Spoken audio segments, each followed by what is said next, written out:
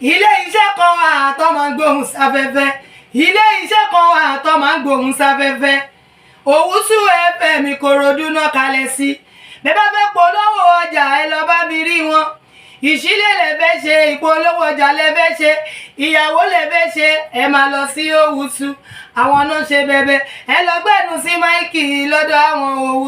Owutu ṣe bẹ̀bẹ̀ ìgbólóhùn ni wọ́n wà nílùú Ìkòròdú ó yẹ má yí kúrò bẹ́ẹ̀ yẹn bá mi bàbá mi ẹ̀gbọ́n mi àbúrò mi Owutu FM ní kẹ́ máa gbọ́ ní gbogbo ìgbà iléeṣẹ́ kan àrà ọ̀tọ̀ tí wọ́n ń gbóhùn sáfẹ́fẹ́ gbogbo nǹkan yóò fẹ́ ṣe ẹ lọ bá wọn wọ́n pẹ́ fẹ́ polówó ọjà ní ẹ fẹ́ tajà ní ẹ fẹ́ bá wọn dòwò pọ̀ ní lóríṣiríṣi ní ìṣílẹ̀ ní ilẹ̀ lẹ́fẹ́ tà ní kódà tó bá rẹ̀ yín jẹ ẹ máa bọ̀ ní Owutu FM kẹ́ wá gbẹnu sí máa thank you very much Owutu. àwọn máa ṣe prayer fún yín. so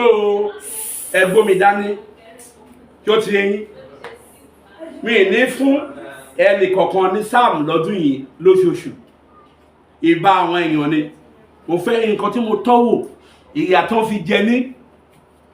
ohun ẹ̀rọ̀fọ̀ tí mo mú oríṣiríṣi àìsàn ló ń jáde lára mi ó yẹ kí wọ́n mọ Nàìjíríà Ọlọ́run ní kí n fún ọ láyè kan tọ́jú ẹ̀ wò kí Nàìjíríà kọ́ tọ́ wo ọjọ́ tẹ́bi ń pa mí ló jẹ́ pé pákí tútù ni mo ń jẹ èmi tí mi jẹ pákí tútù rí níbo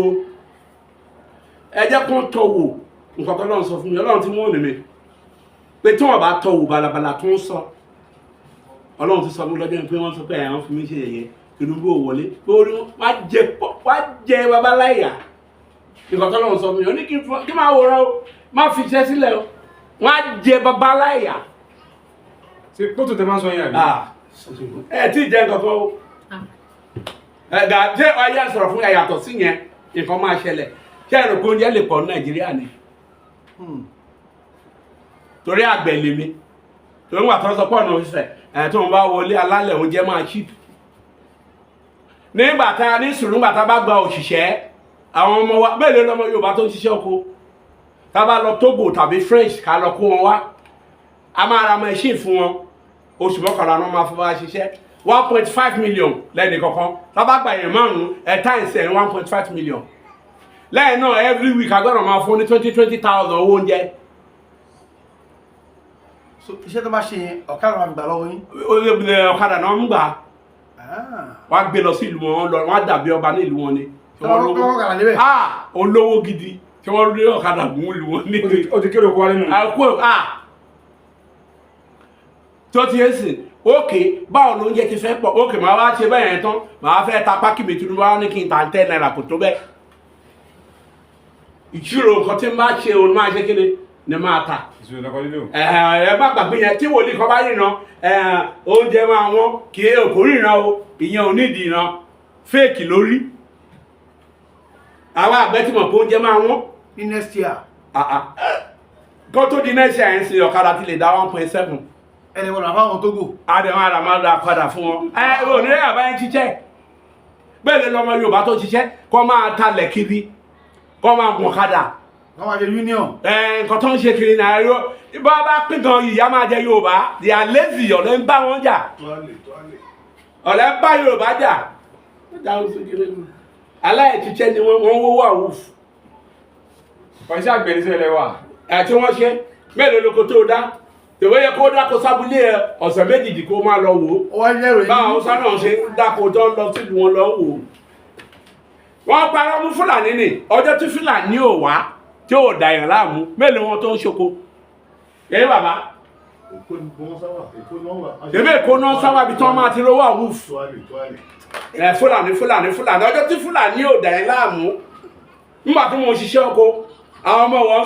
wọn máa sọ fún àwọn èèyàn pé gbogbo àwọn bàbá mi ló wà lórí náà ṣe gbogbo pé ogún ìyá mi ló darí mi síbo tí mo fi ń ṣiṣẹ́ oko pé bá lọ́wọ́ àwọn máa sọ pé kẹrẹ ẹgbò wọn káwọ́ lórí wọn lógún ìyá ẹ̀ ló sọ dànkan yìí ló fi ń ṣiṣẹ́ oko yìí nǹkan tó ń sọ nìyẹn wọn lógún ìyá ẹ̀ orogún àmì wọn lógún ìyá mi ló sọ mí dànkan tí mo fi ń ṣiṣẹ́ oko.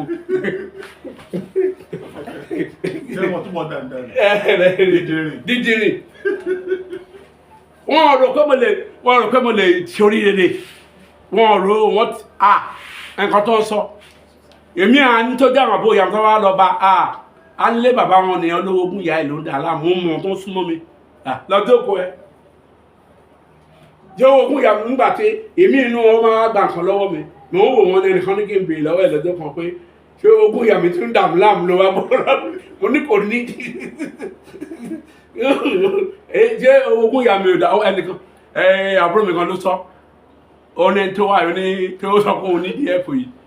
ó ní kí n pè pé ṣé ogún ìyá mi ò dààmú láàmú mo ní kò ní ìdí gbogbo mi mo ní ìdí ọjọ́ mo ní kò ní ìdí kan fi sílẹ̀ èèyàn gbọ́dọ̀ fi san fún yàn owó ogún ìyá mi dààmú láàmú ó wà nù ọtún wà ṣé owó ogún ìyá mi ti já ọlọ́rọ̀ mi lazy ló ń bá Yorùbá jà ọ̀lẹ. mo rí lọ́ọ̀yà tó sọ fún mi tó wá bá mi fáàmù tí mo ṣoko rẹpẹtẹ tó pè mí pé òun fẹ́ advice mi o pé ẹ̀bùn tí mo ní kò yẹ kí n ṣiṣẹ́ ọkọ̀ kí n lọ kọ́ṣẹ́ lọ́wọ́ Adébóyè bọ́n ṣe ń gbowó kí n lọ ṣe training lọ́ọ̀yà ẹ̀ ló sọ wọ́n ní kí n lọ ṣe training lọ́wọ́ Adébóyè bọ́n ṣe ń gbowó lọ́wọ́ èèyàn bó ṣe sọ fún mi nìyẹn tó orí lóko ó ní mo wà lára mi pẹ̀lú ẹ̀bùn tọ́lọ́run fún mi ni mò ń dákó kiri lọ train lọ́dún méjì lẹ́dọ̀ Adébóyè òun ló train wọn bọ́ ṣe ń gbowó bọ́ọ̀ ló train gbogbo wọn àdúrà wa gbà so bó ṣe ní nìyẹn a gbọ́dọ̀ fi kọ́rọ̀ jọ. Kindly subscribe to our YouTube channel, Odun FM Lagos. Bye.